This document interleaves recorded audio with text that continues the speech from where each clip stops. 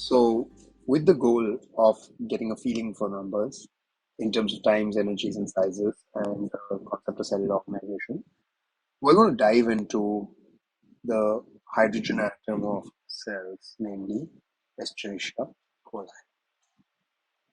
Take a look at the images on the right.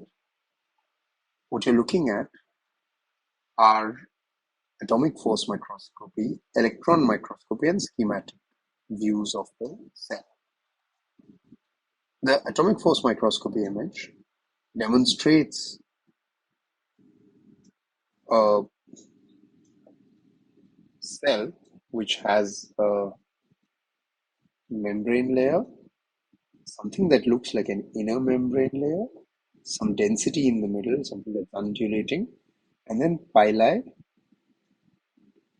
and thicker structures called flagella. Now, some of you may be familiar with the microbiology of it and know that the pili are used for sexual reproduction and the flagella for motility or movement. An electron microscopy image shows a density map with less dense and more electron dense regions, providing us a clue that the DNA or the chromosomal material is spread throughout the cell. This is an interesting idea, and we'll come back to what it means for the chromosomal DNA to be spread throughout. Finally, in the lowermost panel, you see a schematic where the cell is represented as a spherocylinder or a scale bar, you may say, length of 2 microns, width of 1 micron. Now, this schematic with these artificial scales is meant to remind you that while we know that a cell is more complex, it has other structures, it may not always be only 2 microns long, sometimes maybe 3 microns, when it's dividing it's 4 microns, some individuals may be variable, etc., etc., that we can make a simplification, and that simplification will aid us in terms of making sense of what we're observing. So let's see what we can do. Now, it turns out that this cell is not just a small bag which contains molecules, but it has a crowded environment inside. The intracellular region of even an E. coli, a simple E. coli cell, consists of ribosomes, mRNA, DNA, proteins that are diffusing of different sizes. And then at the membrane, there are inner membrane and outer membrane proteins. And what you're looking at is the flagellum itself, the flagellar motor as it is called. On the outer side of the cell, as we go outwards, is the lipopolysaccharide layer with a dense meshwork of fibers that are polysaccharides, sugar coats. Many of these are vitally important in disease and disease development. And this figure comes from David Good's cell, whose illustrations and biochemistry are very well known. But when we look at other cell types, we find suddenly a huge diversity. What you should note is that the scale bar is still there. So in other words, Giardia, which is drawn, which is depicted here, is in length roughly 1, 2, 3, 4, about 5 times as long as an E. coli cell and about twice as wide as the length. In other words, it's about 4 microns in this and about 10 microns in this dimension. A plant cell is enormous comparatively. It's, you can say 1, 2, 3, 4, 5, 6, 7, 8, 9. 9 to 10 E. coli cells will fit in along the length and about 5 in the width. A cerevisiae cell is closer with about 1, 2, 3, 4 maybe, so 6 microns across and about 4, 5 microns across in the short axis. And this little structure here is the bud. Saccharomyces cerevisiae, as some of you may remember from biology lessons, is a very important yeast. One, it is important because it has been used and harnessed for making bread and wine and beer, and through human history, people have been doing this. But secondly, it is also an amazingly versatile tool for genetic research. In fact, for cell cycle research.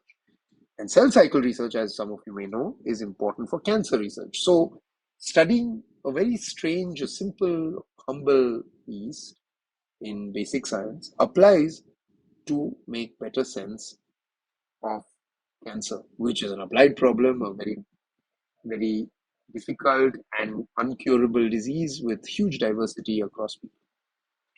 What you're looking at here is about a 7 micron across red blood cell with the donut shape, and this enormous pizza shape like pizza slice like shaped cell is a fibroblast. It's what is available in our skin. Our skin cells look like this. Finally, we look lower below in F at a neuron, which has the classic soma, dendrites, and a long axon. The axon of some neurons can extend up to 1 meter. These are spinal cord neurons in human beings. We also have retinal rod cells, which consist of a stack which is photosensitive and a neuroactive transmitting part at the base. So, on top of all this, we have chosen a bacterium, E. coli, because it is very well studied, a hydrogen atom, as we said. But there are many more types of cells. And this diversity is what makes cell biology both fascinating and difficult. And we'll try to make some progress through our approach of quantification and number estimates. One of the rules I want to introduce to you is a geometric mean rule. So when I want to find out what is the estimate of a certain value of something, let us say I want to know the size of a typical red blood cell. I know that the lower bound should be 1 micron. It can't be smaller than an E. coli cell. An E. coli cell and other pathogenic organisms like Plasmodium infect an RBC, so it must be bigger than that. Lower bound is 1 micron. Upper bound, it cannot be bigger than 100 microns because 100 microns is the size of a fibroblast or even bigger, so it has to reach that. The estimate is a geometric mean. That is to say, I multiply the two numbers and take the square root of it and find 10 microns as the estimate. That is very close to the diameter of about 7 microns of a red blood cell. So when the relative magnitudes are unknown, we put a upper and lower bound, multiply them, take the square root and get a number. It's inaccurate. As you saw, 7 microns was 10, but it's a good idea to get a handle. So let's use this on something that we are not necessarily clear with, because we will use the simplicity to get some clarity. Bacteriophages. How can you estimate their size in linear dimensions? So we can say that a bacteriophage must be smaller than an E. coli cell because it has to infect it, it has to go inside it. Maybe about a tenth of the E. coli cell. So 1 micron is the cell size of E. coli, so 100 nanometers must be the 0.1 microns must be the size upper limit of bacteriophage. But it can't consist of just 1 or 2 atoms. So it must be about 100 or hundreds of atoms. One atom is 0.1 nanometer, hundreds of atoms is 10 nanometers. So we can consider about 10 nanometer as the lower bound. Multiply 100 by 10, we get 1000, take the square root, we end up at 30 nanometers. This is actually not a very bad estimate, because as you see with the scale bar, about 60 to 100 nanometers is the size of the bacteriophage, T7 in this case.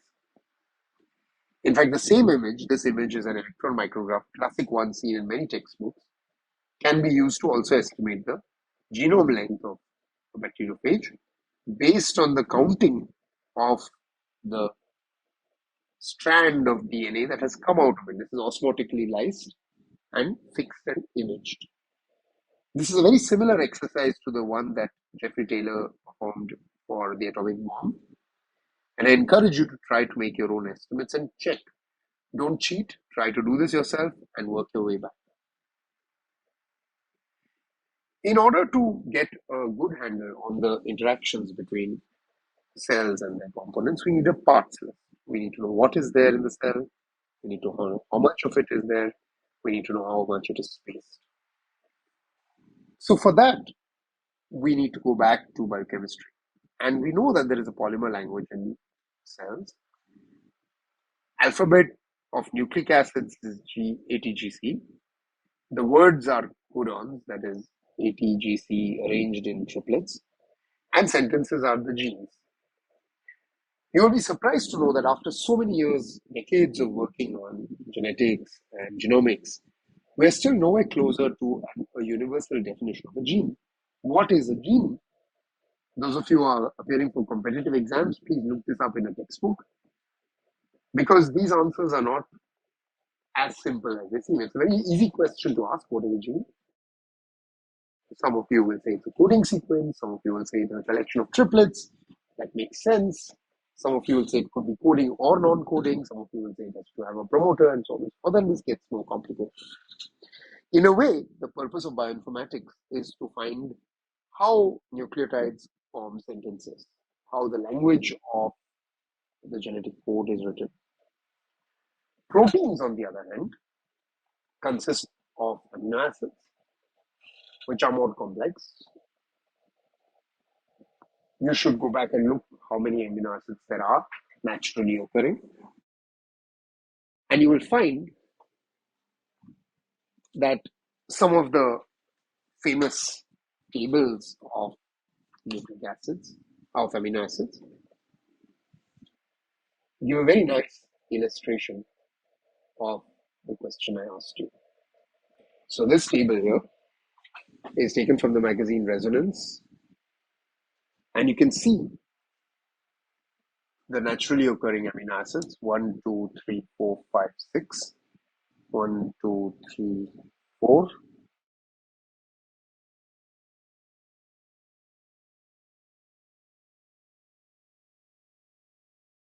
"24" in this particular case, and 21 is what I remember, and you should go back and look.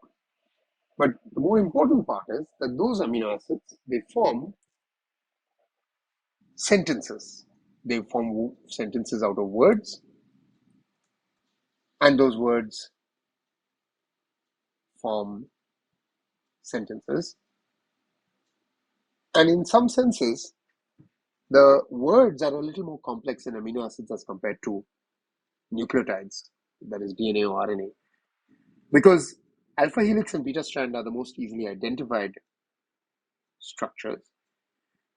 But forming a protein is not trivial, and the universal solution to protein folding is still elusive.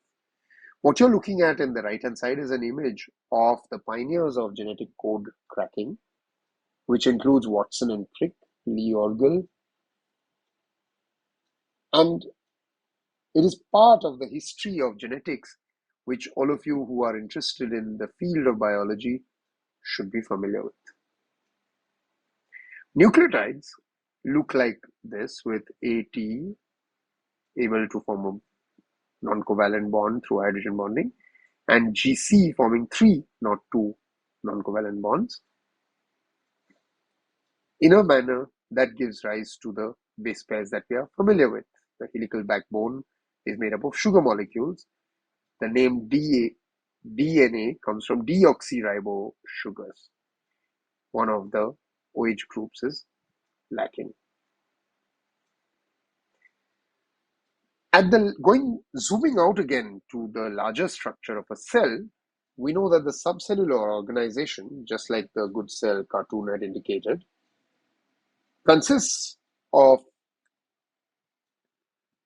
water up to 10 to the power 10 molecules, mRNA 10 to the power 3 molecules, 1000 roughly, 10,000 ribosomes, 60 million inorganic ions, plus and minus, 50 million lipid molecules, 2 million proteins, and 5 million base pairs. So if you remember, the genome length of E. coli is 4.8 into 10 to the power 6 base pairs. Now, for a cell to contain all this means that it might be very crowded. There is so many molecules in there. How crowded is it? It's a favorite question. So in order to do this, we need to make order of magnitude estimates. So we need to list the reasonable variables, use dimensions and equality, establish equality with exponents, solve the exponents to arrive at an expression, and use the number estimates to substitute and check against potential measurements. You remember this was exactly what G.I. Taylor did in order to estimate the yield of the bomb. So we're going to take a simple problem for this order of magnitude estimate problem. That is to say, we want to know what is the size of the lipid, but we need some data. So it turns out Benjamin Franklin, who is also one of the early presidents of the United States, was also an experimentalist. He liked to do scientific experiments. He was an enlightened person. He read a lot and he tried things out. Some of his experiments were pointless, some of his experiments were elegant. One of his experiments was to take olive oil, and spill it on a lake on a calm day when there was no wind. And he measured the size of the oil spill that he observed. Now, we know that lipids form membranes, and in bacteria, gram positive and gram negative have slightly different structures. Gram negative is like E. coli, gram positive, you may say bacillus. The gram positives are a result of peptidoglycan layer, which will retain crystal violet if it is thick, or not retain it if it is thin when washed with alcohol. So gram negative bacteria will turn pink because of the counter stain and will be purple and pink if they are positive, gram positive. So this Benjamin Franklin experiment, which involved lipids, the same lipids that are in the membrane, consists of pouring olive oil, which is mostly triolene 1,2,3,9-Z octadecanoyl glycerol. This experiment was done, by the way, in 1769, so it's a classic experiment. What he did is pour 5 milliliters of oil and covered an area of 2,000 meters square. Find the size of the lipid, which is another way of saying what is the height of the layer. If we take our approximations seriously, then we can say that 5 centimeter cube is the volume. Area is 2,000 meters square. So 5 centimeter cube is 5 into centimeter to meters 10 to the power minus 2. Cubed is minus 6 to cube. This is 2 into 10 to the power 3 meter square. If we assume that the surface was covered uniformly, then the volume is equal to area into height. But since h is the unknown, we can say h is equal to v by a, which is 5 into 10 to the power minus 6 meter cube upon 2 into 10 to the power 3 meter square. This leaves us with 2.5 into 10 to the power minus 9 meters. If you remember your units, this is 2.5 nanometers. Surprisingly, this experiment performed so many years ago, in 1769, gave a fairly accurate estimate of the height of a lipid molecule, 2.5 nanometers. So you see that assuming cuboid with a known volume gives us, and some information, gives us a very good estimate of molecular sizes. We're going to do similar ideas with DNA.